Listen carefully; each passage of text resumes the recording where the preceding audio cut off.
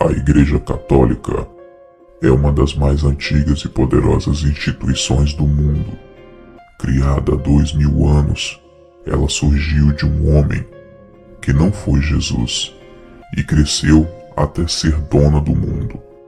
Mas para isso, sua história foi marcada com mortes, traições, roubos, pecados e até mesmo associação com algum dos piores vilões da nossa história.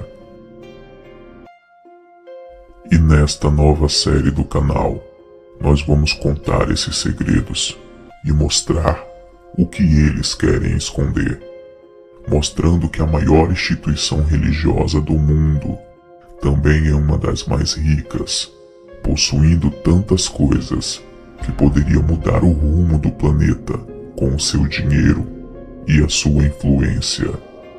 Além disso, falaremos sobre as figuras que moldaram a Igreja, os papas. Contaremos o que alguns desses poderosos homens fizeram para conseguir o poder e todas as loucuras que fizeram para mantê-lo, indo além de assassinatos de concorrentes até a união com nazistas, fascistas, maçons, iluminatis e satanistas. Então, se você quer desvendar os segredos mais obscuros destes 2000 anos de história da Igreja Católica e todo o seu poder, não deixe de acompanhar esta nova série. Hoje começaremos com o seu início. Poucas pessoas conhecem a verdadeira história do surgimento da Igreja Católica e do seu vasto poder. Depois deste vídeo, você vai aprender a diferenciar o verdadeiro cristianismo da Igreja Católica. Sim, a Igreja Católica não é cristã, se formos levar ao pé da letra as palavras ditas por Jesus Cristo registradas nos Evangelhos. Das religiões que se intitulam como cristãs, a Igreja Católica é a que mais fica distante do verdadeiro Evangelho deixado por Cristo.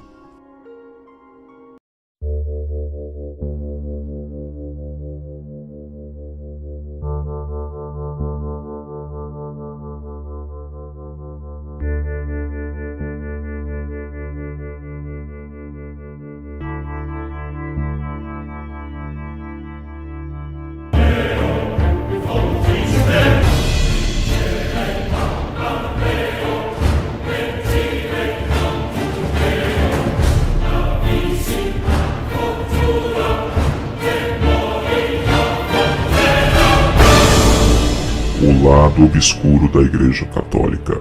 Capítulo 1. O começo. Pois também te digo que tu és Pedro, e sobre esta pedra edificarei a minha igreja, e as portas do inferno não prevalecerão contra ela. Eu te darei as chaves dos céus, e tudo que ligares na terra será ligado nos céus, e tudo que desligares na terra será desligado nos céus. Baseando-se neste versículo que se encontra em Mateus capítulo 16, versículos 18 e 19, os primeiros católicos apostólicos romanos fundaram o catolicismo, o que é bem diferente da igreja primitiva fundada pelos apóstolos de Cristo. A igreja primitiva tinha o intuito de levar a palavra de Deus, e a Igreja Católica tinha o interesse de politizar a fé e controlar a população para beneficiar o Império Romano. Assim surgiu a Igreja Católica, uma espécie de primeiro Papa, que segundo eles foi o apóstolo Pedro, mas estudando o cristianismo, sabemos que Pedro nunca foi Papa e que ele nunca fundou a Igreja Católica. Durante muitos anos, a Igreja era apenas um conjunto de ensinamentos de Cristo e não uma instituição oficial, pois Roma não tinha essa religião como verdadeira.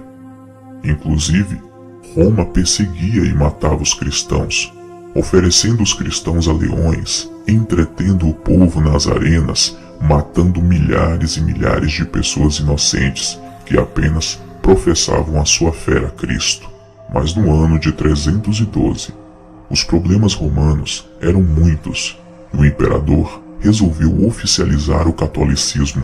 Assim, Constantino se utilizou da nova religião para tentar unificar seu povo. Não que ele realmente acreditasse nela, mas ele viu o poder que o cristianismo tinha para influenciar e dominar as mentes.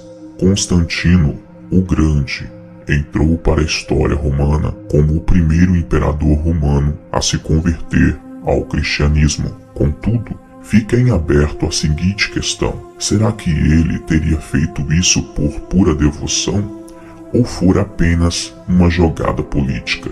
Constantino, antes de se tornar cristão, era um homem devoto inicialmente ao culto dos deuses romanos, que para o cristianismo são demônios camuflados de seres extraordinários, mas não passam de anjos caídos que enganam as pessoas. A conversão do imperador romano Constantino é considerado o fato mais emblemático na história do cristianismo, depois dos relatos bíblicos. Como decorrência desta suposta conversão, em 313 ele assinou um decreto conhecido como Edito de Milão, na qual a religião, sugerida a partir dos ensinamentos de Jesus Cristo, deixou para trás os tempos de clandestinidade no Império Romano. Porém, o reconhecimento como a religião oficial do Império só viria a acontecer mais tarde. Além disso, a promulgação do edito serviu como pontapé inicial para a Igreja de Roma, aos poucos, alcançar a primazia religiosa que a sustenta até hoje.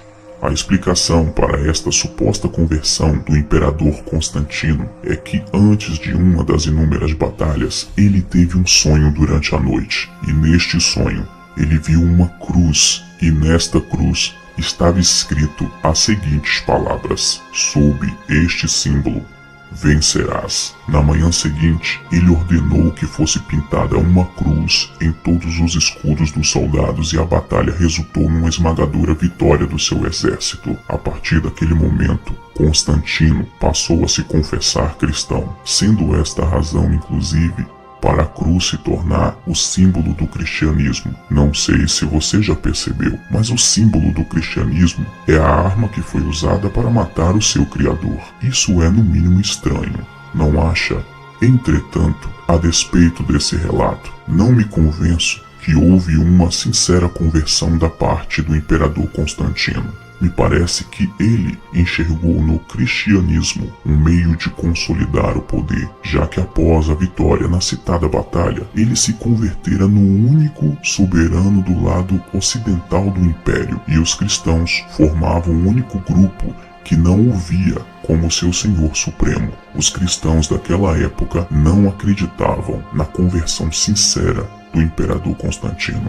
Sem esquecer que grande parte dos cristãos daquela época preferiam a morte a ter que participar de rituais não cristãos, muitos pagando com a própria vida por tamanho crime, entre aspas. Esses mártires, como ficaram conhecidos, morriam por amor à causa, o que certamente deixava os integrantes do alto comando romano, bem como o próprio imperador Constantino, perplexos diante de tamanho nível de entrega e fidelidade. Como controlar um povo que não tem medo de morrer? Como ameaçá-los para que obedeçam às suas ordens e decretos? Foi com este questionamento que o Império Romano criou a estratégia de se apossar do cristianismo. Acredita-se que foi daí que surgiu o velho ditado: se não pode com eles, junte-se a eles.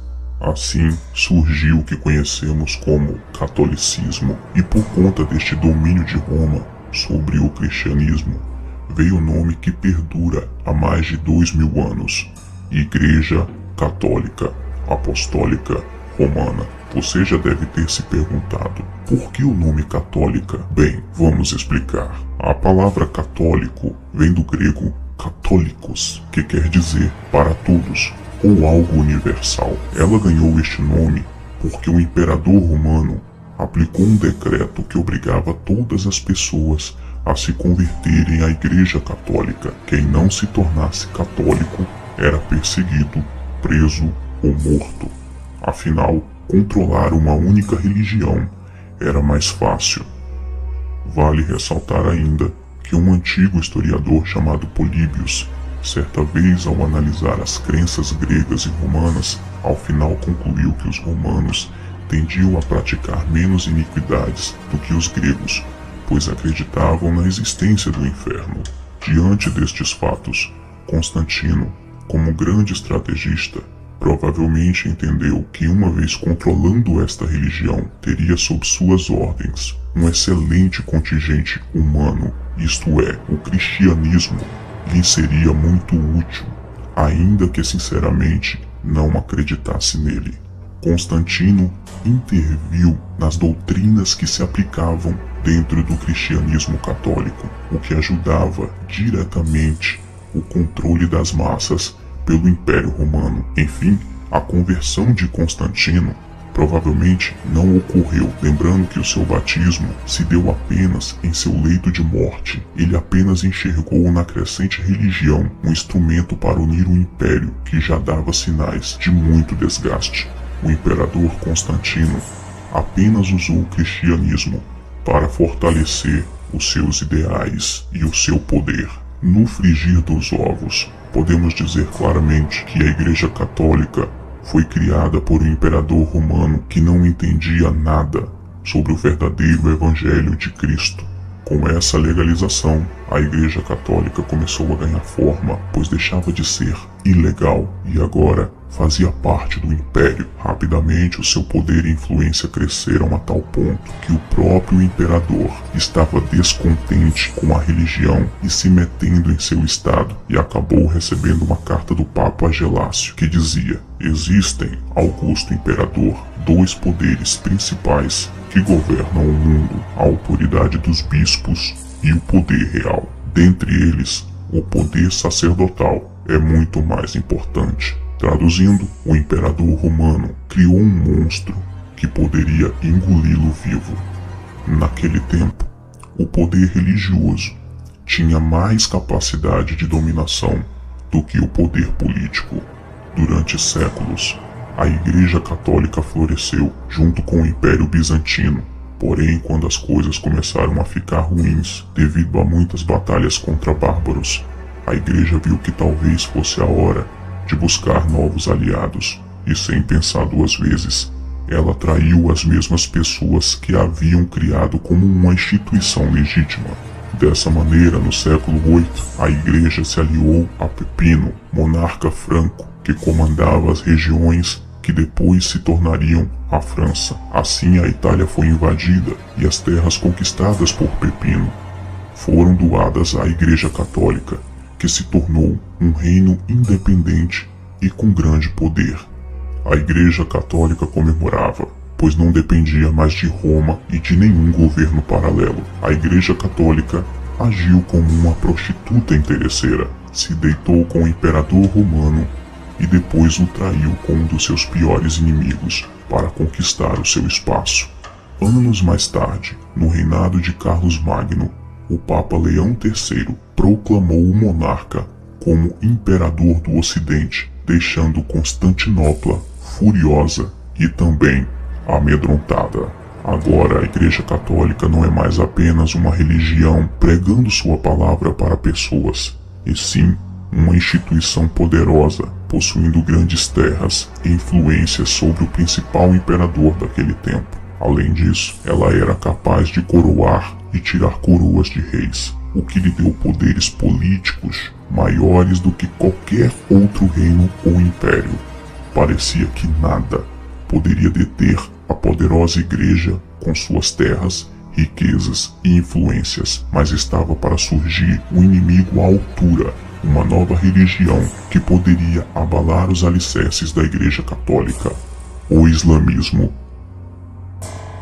Veremos essa história de calamidade e morte de milhares de pessoas, inclusive de muitos inocentes, no próximo episódio de O Lado Obscuro da Igreja Católica, capítulo 2, A Maldita Guerra Santa.